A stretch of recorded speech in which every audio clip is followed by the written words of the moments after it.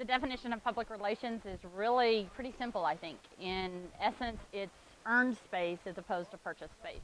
And it's space of the human mind. I mean, whether it's something you achieve on social media or something you achieve through news releases that you earn in a newspaper, or whether it's something you achieve through a public relations grand event that you accomplish through some sort of campaign.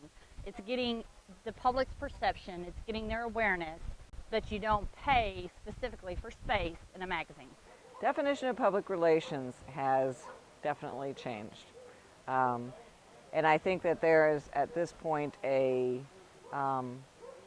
thin line between what's PR and what's real news in a lot of cases. What we do is we operate several websites that are targeted to the agriculture community, different from the dairy industry to agribusiness to domestic fuels and precision agriculture. And we get sponsors for our website, just like if it's an online publication. It's like a magazine. And so how much of that is public relations, how much of it is advertising? So I really think that there's a thin line, especially when you're talking about agri-marketing, marketing to farmers themselves. And it gets even, I think what's more important for agriculture right now, as far as public relations is concerned, is improving our image among consumers, among the general, that we call the non-farming public, because everyone's a consumer. So I would say for what's most important for agriculture, as far as public relations is concerned, is improving our image among the non-farming public.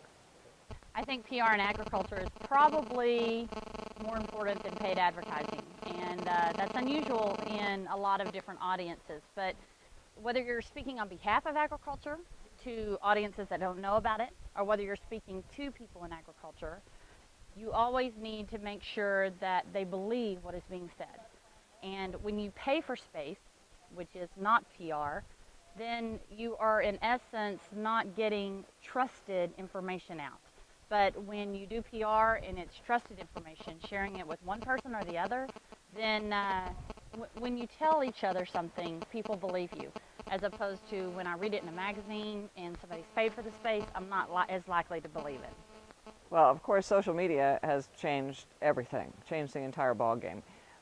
Whereas we used to have to depend on the gatekeepers for the magazines and the radio stations and the television stations to get our message out there. Basically, your ag organizations and even your ag companies can get their message out there directly to the public through Twitter, through Facebook, through their own blogs. Everything's on the web. Everything is searchable. People can get their information out there and hopefully be credible. So it's definitely just changed the entire ballgame because you're really directly targeting the public yourself or whoever your audience is. You can get to them without a gatekeeper now.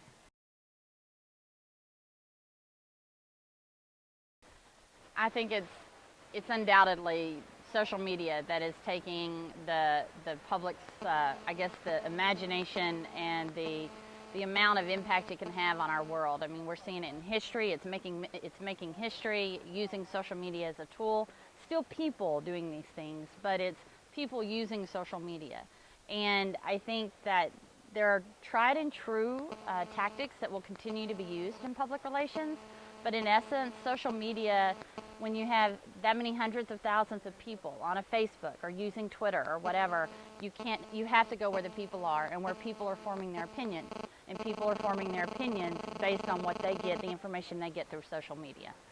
I think that as far as agriculture, the farmers and ranchers themselves, they have been, they're just getting into it.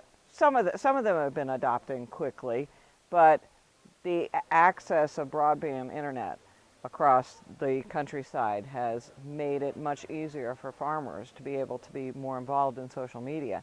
And that's made a big difference. And that's only get better, it's going to get faster, and who knows what's out there? Who knows what's going to come? Nobody would have known 7 years ago that we had a phenomenon called Facebook that would be used by companies and businesses and organizations to try and reach the public. Who would have predicted that? Even 5 years ago. So who knows? That's my definition of the future. Who knows?